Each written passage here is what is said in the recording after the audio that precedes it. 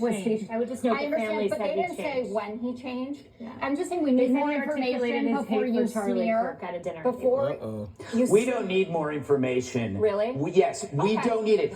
What is interesting here is why is only this happening on the left and not the right? That's all we need to know. There's absolutely no cognitive... What about Melissa Hortman that we just talked about? You want to talk about Melissa Hortman? Did you know her name before it happened? None of us did. None of us were spending every single day talking about Mrs. Hortman. I never heard of her until after she died. Doesn't matter?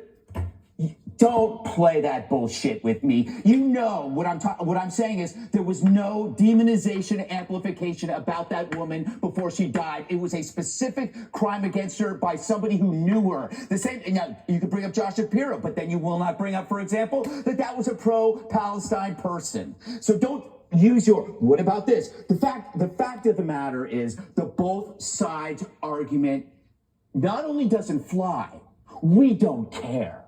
We don't care about your both sides argument. That shit is dead. For one thing, there is no cognitive dissonance on our side. On your side, your beliefs do not match reality. So you're coming up with these rationalizations like, what about this? Or what about that? We're not doing that because we saw it happen. We saw a young, bright man assassinated, and we know who did it. We are not coming up with rationalizations. We are calm, we are honest, and we are resolute. We're not defensive, and I understand the defensiveness. I understand why people are saying, what about this and what about this? Because if you have to face the underlying fact to this, your life is going to fall apart because you're going to realize you're not the good guys. If you sat around and you defended the mutilation of children, you're not the good guys. If you sat 600, 700 cases of harassment against Republicans and you said, but what about this? What about this? And then you see this murder after calling somebody a fascist, you realize maybe I'm not the good guy. That is a hell of a realization to deal with. So therefore, you have to grasp at rationalizations.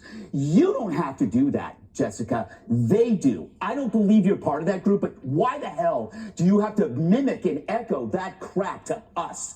He was a patsy.